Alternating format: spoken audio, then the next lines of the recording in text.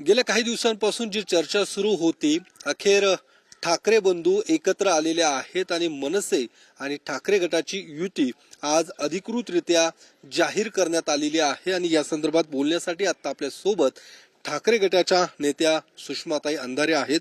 ताई, आज जाहीर झालेली आहे, ठाकरे बंधू तब्बल 18 वर्षांनंतर एकत्र आलेले आहेत। काय वाटतं की राज्याच्या राजकारणात काय बदल होतील या सगळ्या दोन्ही बंधू एकत्र आल्यानंतर? मला असं वाटतं की आता जी मांडणी दोनही पक्षांच्या प्रमुखांनी केलेली आहे ती मांडणी फार महत्त्वाची आहे की काहीही छोटे मोठे मतभेद असेल, काहीही म्हणणं असेल, या सगळ्यांच्या पेक्षा महाराष्ट्राचं हित फार मोठं आहे, ते महत्त्वाचं आहे। ज्या पद्धतीने महाराष्ट्रावर सातत्याने आक्रमणं होत आहेत आणि त्या सगळ्यांच्या विरोधात एक बुलंद आवाज उभं करणं गरजेचं आहे।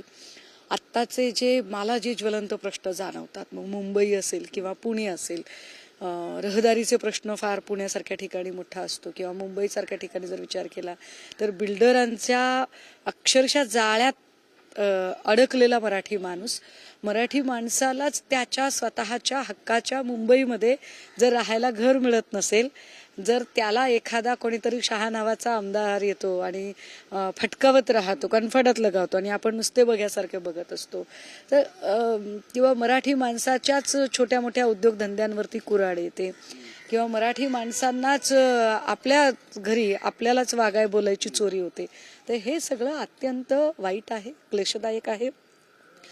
मुंबईतला विशेषतः हिरे बाजार असेल किंवा मुंबईतली सगळी महत्त्वाची ऑफिसेस असतील, ती ज्या पद्धतीने त्यांनी गुजरातला हलवण्याचं एकट कारस्थान केलं, या सगळ्यांच्या विरोधात प्रत्यक्ष कृती म्हणून जी भूमिका घ्यायची आहे ती भूमिका घेण्याची ही वेळ आहे, हीच ती वेळ, हाच तो क्षण। आणि त्यामुळे या वेळेला सगळ्या लोकांनी एकत्रित यायचं ठरवलं। सुदैवाने जे डिवाइड अँड रूल पॉलिसीची वाट बघत होते आणि ज्यांना असं वाटत होतं की नाही दोन ठाकरे एकत्र येऊच शकत नाहीत आणि आम्ही कसेही काहीही वागू शकतो, तर त्यांची तोंड आता ही बंद झालेली आहेत आणि दोघांच्या संयुक्त पत्रकार परिषदेने निश्चित महाराष्ट्रावर प्रेम करणाऱ्या मराठी माणसाच्या अपेक्षाही वाढलेल्या आहेत आणि त्यांचा उत्साह आणि त्यांची इच्छाशक्ती सुद्धा वाढलेली आहे। पण ही युती फक्त मुंबई पुरतीच मर्यादित आहे असं देखील स्पष्ट केलंय। मग बाकी शहरांमध्ये काय, फक्त मुंबई पुरतीच ठाकरे बंधू एकत्र येतील? नाही, असं नाही। मुंबई पुरती युती मर्यादित आहे असं आजच्या पत्रकार परिषदेत जरी सांगितलं असलं तरी पुण्यामध्ये सुद्धा आम्ही बऱ्यापैकी आमचं सामंजस्य झालेलं आहे आणि पुण्यामध्ये सुद्धा आम्ही एकत्रित लढलं पाहिजे या भूमिकेवर आलेलो आहोत आणि पुण्यातल्या सगळ्या पदाधिकाऱ्यांनी आमचे एकमत आहे असं श्रेष्ठींना कळवलेलं आहे। सो तोही निर्णय होईल।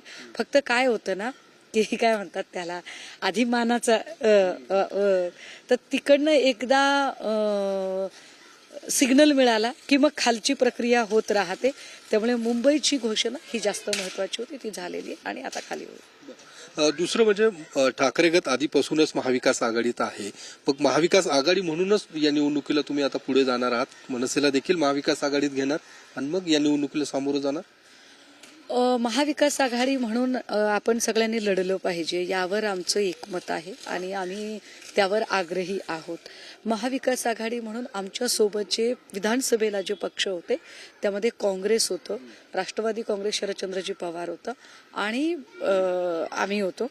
आत्ता काही नवीन भिडू जुळतायत, आमच्यासोबत काही जुळतायत, काँग्रेससोबत काही जुळतायत, कदाचित NCP-SP काहीतरी अजून चाललेलं आहे।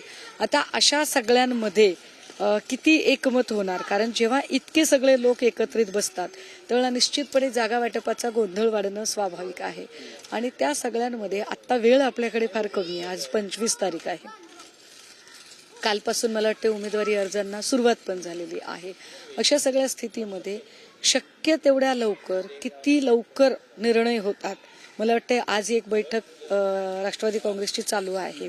प्रशांत जगतापजींनी काल त्याच्या संदर्भाने वक्तव्य केलेलं आहे की मी 4 वाजता माझा निर्णय ऐकवेल, म्हणजे त्यांचा निर्णय हा NCPच्या निर्णयावर त्यांचा निर्णय अवलंबून आहे। सो त्या सगळ्या निर्णयावर मग पुन्हा बाकी आपले जे सगळे निर्णय आहेत ते पण अवलंबून असणार आहेत, तर त्याचा आपण विचार मग महाविकास आघाडीमध्ये अजित पवारांना घ्यायला देखील विरोध होताना पाहायला मिळतोय। काय वाटतं की दादांना तुम्ही महाविकास आघाडीत घेणार की काय? महाविकास आघाडीचं नेमकं काय धोरण असेल? महाविकास आघाडीचं धोरण आत्ता काय असेल आणि पुण्यातलं काय असेल याची आत्ता तरी स्पष्टता नाही येणार. ती स्पष्टता यायला अजून काही तास बाकी आहेत. मला वाटतं अजून एक 5-6 वाजेपर्यंत पुण्याचं चित्र स्पष्ट होईल की पुण्यामध्ये महाविकास आघाडी म्हणून कोण कोण सोबत असेल आणि कशा पद्धतीने काम केलं जाईल. आता याच्यामध्ये अजितदादांच्या राष्ट्रवादीला सोबत घ्यावं की न घ्यावं यावर अनेक प्रवाद आहेत. काही लोकांना असंही वाटतं की समजा मुंबई नाशिकमध्ये आपण विरोधाची भाषा करू आणि त्याच वेळेला पुण्यात कौतुकाची भाषा करू तर थोडीशी संभ्रमाची स्थिती होईल का, ते स्वाभाविक आहे विचार करणं. पण या सगळ्यांवर एकूण पुणेकरांच्या भल्याचा विचार हा सगळ्यात आधीचा असेल. सो पुणेकरांना काय वाटते आणि पुणेकरांच्यासाठी काय आवश्यक आहे, भाजपाला हरवण्यासाठी आपण काय करू शकतो हे जास्त महत्वाचं. सो त्या अनुषंगाने एक हार्डली आज 5-6 वाजेपर्यंत पुण्याची भूमिका ठरेल. बरं, दुसरीकडे युती जरी झाली दोन्ही बंधूंची, पण सत्ताधाऱ्यांचं म्हणणं की काही फरक पडणार नाहीये. चंद्रशेखर बावनकुळे काही वेळापूर्वीच म्हटले की उद्धव ठाकरेंनी मुळात पहिल्यांदा कार्यकर्त्यांचाच विश्वास गमावला आहे, पदाधिकाऱ्यांचा विश्वास गमावलेला आहे, त्यामुळे या युतीचा काही फार फरक पडणार नाही, महायुतीचीच पुन्हा सत्ता येणार अशा पद्धतीचं त्यांचं म्हणणं आहे. बावनकुळेंनी आधी कुटुंबियांचा विश्वास कमवावा, बोलायला भाग पाडू नये. बावनकुळे हे माफीचे साक्षीदार आहेत. बावनकुळेंचे हाल कदाचित विनोद तावडे किंवा अजून पंकजा मुंडे यांच्यापेक्षाही वाईट झाले असते जर ते माफीचे साक्षीदार झाले नसते. त्यामुळे बावनकुळेंनी फार मोठं बोलू नये. बावनकुळेंनी आपला वकूफ काय आहे तो बघावा. राहिला प्रश्न की याने फरक पडेल का नाही पडेल, तर मला साधं गणित कळत नाहीये. जर तुम्हाला काहीच फरक पडत नाही तर टॉप टू बॉटम म्हणजे महाराष्ट्रातलं टॉप टू बॉटम DF पासून ते अगदी सामान्यातला सामान देतो कोण डोरेमॉन आहे त्याच्यापर्यंत या सगळ्यांना दिवस रात्र बोलायची काय गरज पडतीये. ज्या अर्थी तुम्हाला सकाळी झोपेतनं उठल्यापासून रात्री झोपेपर्यंत ठाकरे ठाकरे ठाकरे एवढंच बोलायचं कळतंय. याचा स्पष्ट अर्थ आहे की फरक तो पडता है भैया. पण मग युती एकीकडे जाहीर होते, दुसरीकडे लगेच बॅनरबाजी देखील होते. मुंबईतल्या शिवसेना भवन समोर भलं मोठं बॅनर लागलं की उत्तर भारतीय बटोगे तो कटोगे अशा पद्धतीने. आयुष्यभर यांनी हेच राजकारण केलंय. हे विकासावर बोलू शकत नाहीत ना. बघा, DF किंवा शिंदे किंवा अजून कोणी हे असं कधी म्हणतायत का की बघा आम्ही हे काम केलेलं आहे आणि या कामावर आम्ही मतं मागतोय. ते दरवेळेला हिंदू खतरे में है, मुसलमान खतरे में है, कटोगे तो बटोगे, ये जाती खतरे में, वो मजहब खतरे में, इस भगवान, ह्याच्या पलीकडं जे कायम देवाच्या भरोश्यावर बसलेले आहेत. म्हणजे असेल माझा हरी तर देईल मला खाटल्यावरी. अरे पण तुला हरीने दिलं पण पाहिजे, हरी देईल पण तुझी नियत तशी आहे का? म्हणजे तुमच्या ड्रग्सचे, तुमची गुन्हेगारी, तुमचे क्रिमिनलगिरी, तुमच्या बिल्डरक्या, तुमचे भ्रष्टाचार, तुम्हाला असलेल्या तुमच्याकडच्या सगळ्या स्वायत्त संस्था, ह्या सगळ्यांनी मिळून तुमचा विजय होतो. आणि सगळ्यात महत्वाचं विजयी कोण होतं? आमचेच भाऊबंद होतात. काँग्रेसमधनं आमच्याकडून चोरून नेलेला, राष्ट्रवादीतनं चोरून नेलेला, शिवसेनेतनं चोरून नेलेला तुमचं कोण विजयी होतो बरं? ज्यांनी भाजप वाढवली घडवली ते जे मूळ भाजपाई आहेत ते कुठे निवडून येतात? त्यांना पाडायचा कार्यक्रम केला जातो, पाडलं जातं त्यांना. परळीची निवडणूक बघा बरं काय झाली. ती परळीच्या निवडणुकीमध्ये बरोबर सगळे अजितदादाचे लोक निवडून आले, पण जिथे भाजपचे लोक होते पंकजा मुंडे नाही निवडून आणू शकल्या. पंकजा मुंडेंचा प्रॉब्लेम असा झाला की जिथे जिथे भाजप होती ना तिथे ठरवून अपक्ष निवडून आले. त्यामुळे भाजपवाल्यांनी फार मोठं बोलायचं नाही. तुमच्यातला आधी जुने विरुद्ध नवे जो संघर्ष निर्माण झालाय, सुधीर भाऊ तुम्हाला जे सांगतायत ना रोज ते जरा बघा. कालच रावसाहेब दानवे म्हणाले की झगलरी करून निवडून आलात तुम्ही. मला पण नवीनच शब्द कळला. अशा झगलऱ्या करून निवडून येणारी लोक तुमची, आणि तुम्ही आम्हाला काही शहाणपण सांगताय. सुधीर भाऊंनी जे सांगितलं ना की शनी शिंगणापूर नंतर जर कुलूप नसलेलं कोणतं ठिकाण असेल तर तो आमचा पक्ष आहे. चोर चिलट कुणी पण येतात आमच्या पक्षात, हे जास्त महत्वाचं आहे. देवेंद्रजींनी सगळी चोरं चिलट, सगळे गुन्हेगार, बलात्कारी, गुंड, खंडणीखोर, अपहरणकर्ते, भ्रष्टाचारी सगळे पक्षात घेतलेले आहेत आणि त्यांच्यासह तुमची सत्ता वाढवत आहात. तुम्हाला नैतिकता तुम्हाला कळत नाही. तुम्ही आम्हाला नैतिकतेच्या गप्पा शिकवायच्या नाही. हिंदुइझम हा तुमच्यासाठी फक्त मार्केटिंगचा विषय आहे. हिंदुइझम हा तुमच्यासाठी आस्थेचा आणि श्रद्धेचा विषय नाही. तो आस्थेचा आणि श्रद्धेचा विषय असता तर RSSच्या पार्किंगसाठी तुम्ही प्राचीन देवाचं मंदिर पाडलं नसतं. जर आस्थेचा विषय असता तर काशीनाथ चौधरीला तुम्ही प्रवेश द्यायला पालघरमध्ये सरसावला नसतात. त्यामुळे तुम्ही हिंदुत्वावर अजिबात बोलायचं नाही, तुम्ही विकासावर बोलायचं नाही. तुमची अख्खी जिंदगी बटेंगे तो कटेंगे, बटेंगे तो कटेंगे ह्या असल्याच विघटनवादी वाक्यांवर तुमची जाणार आहे. पण त्याच वेळेला आम्ही मात्र जे आम्ही काम केले मुंबईत ते आम्ही काम सांगत आहोत. काही वेळापूर्वी तुम्ही म्हटलं की प्रशांत जगतापांचा उल्लेख केला. आज दोन्ही राष्ट्रवादीचं एकत्रच चर्चा सुरू आहे. काल त्यांनी भूमिका मांडली की जर दोन्ही राष्ट्रवादी एकत्र आल्यात तर मी बाहेर पडणार, अशा पद्धती भूमिका आज 4:30 वाजता ते आपली भूमिका स्पष्ट करणार आहेत. तुम्हाला काय वाटतं की प्रशांत जगताप ज्या पद्धतीने भूमिका मांडतायत ती कितपत योग्य आहे किंवा तुम्ही काय नेमका त्यांना सांगू इच्छिता? हे बघा, प्रशांत जगताप एक तात्विक कार्यकर्ता आहे. तर तात्विक कार्यकर्त्यांची गोची होत असते, कारण त्यांना त्यांची जी काही बेस असतो त्या बेसला मानणारा एक वर्ग असतो आणि त्यानुसार त्यांनी त्यांचा जनतळ तयार केलेला असतो. समजा उद्याला जर मला कोणी सांगितलं की नाही आपल्याला भाजपसोबत जुळवून घ्यायचं तर मी जुळवून घेऊ शकेल का? कारण माझी तात्विक बैठक जी आहे, माझा आतापर्यंतचा जो प्रवास आहे तो प्रवासच मुळात भाजप विरोधातला आहे. भाजपचा जो जातीवाद, धर्मवाद, विघटनवादी विचार याच्या विरोधात मी बोलत आलेली आहे. उद्या मी सत्तेसाठी जर भाजपसोबत जर मी बसायचं म्हटलं तर कदाचित मी नाही बसू शकणार. त्यामुळे मला असं वाटतं की जेव्हा मी कार्यकर्ता म्हणून विचार करते त्यावेळेला मला निश्चितपणे प्रशांत जगतापांची ती भूमिका पटायला लागते. परंतु कार्यकर्त्यांचा खरंच तेवढा विचार होतो का हाही एक संशोधनाचा प्रश्न आहे. पण काहीही असो, मला प्रशांत जगतापांना व्यक्ती म्हणून, माझ्यासोबतचे पुण्यातले सहकारी म्हणून, जसे दंगेकर सुद्धा माझे सहकारी आहेत तसे निश्चितपणे या सगळ्या त्यांच्या खडतर प्रवासात माझ्याकडून त्यांना शुभेच्छा आहेत आणि या खडतर प्रवासात त्यांना योग्य निर्णय घेण्याचं बळ लाभो एवढंच मी म्हणेन. पण हे सगळं होत असताना त्यांनी राजीनामा देखील दिला आहे अशी माहिती मिळते. आणि दुसरी चर्चा ही पण आहे की ते ठाकरे गटात प्रवेश करतील वगैरे अशा पद्धतीच्या चर्चा सुरू आहेत. यावर काय वाटतं की तुम्ही त्यांना तसं काही निमंत्रण किंवा असं काही तुम्ही देणार की त्यांनी ठाकरे गटात यावं, जर असा काही ते निर्णय पुढचा घेणार असतील तर? नाही, पक्षप्रवेशाच्या संदर्भाने किंवा त्यांनी कुठल्या पक्षात जावं वगैरे अशी कुठली चर्चा झालेली नाही. कोणाचं तरी घर मोडावं आणि आमचं घर सजावं असा विचार करायला आम्ही काही भाजपाई नाही. ते भाजपवाल्यांना शोभून दिसतो, दुसऱ्याची घरं फोडायची, दुसऱ्याची संसार मोडायचे आणि आपली बाग फुलवायची.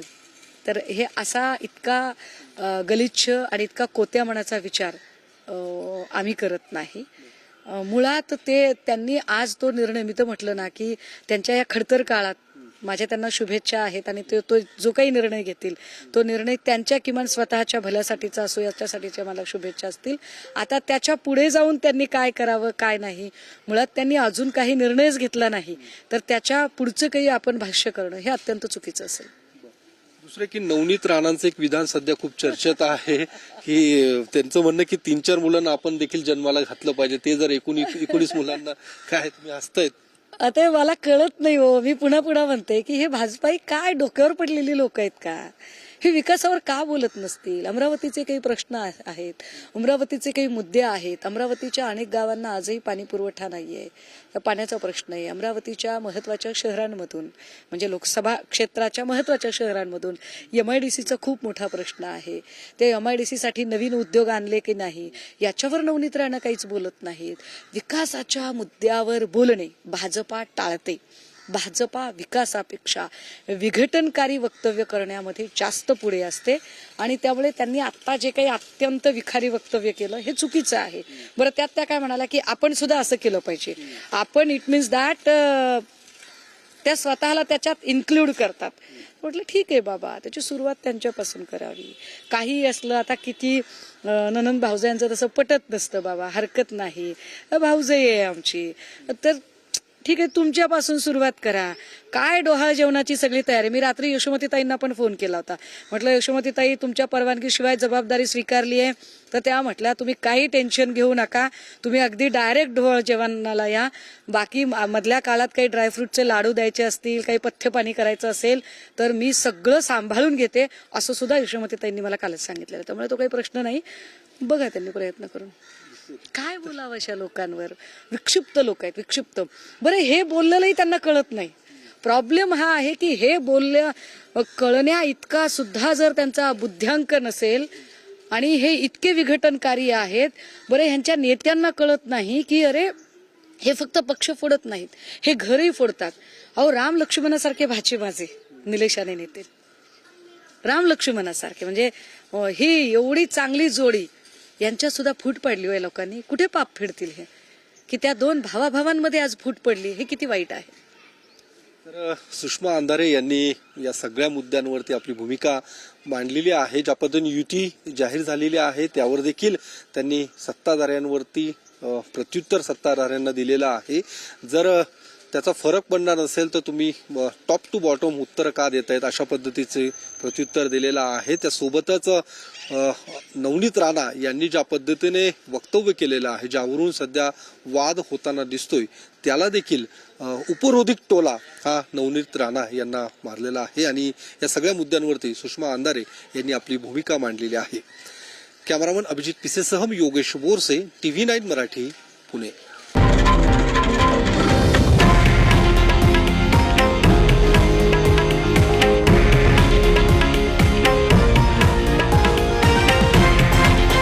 हे आहे देशातील नंबर 1 न्यूज नेटवर्क आणि आपण पाहत आहात TV9 मराठी, एकमेव.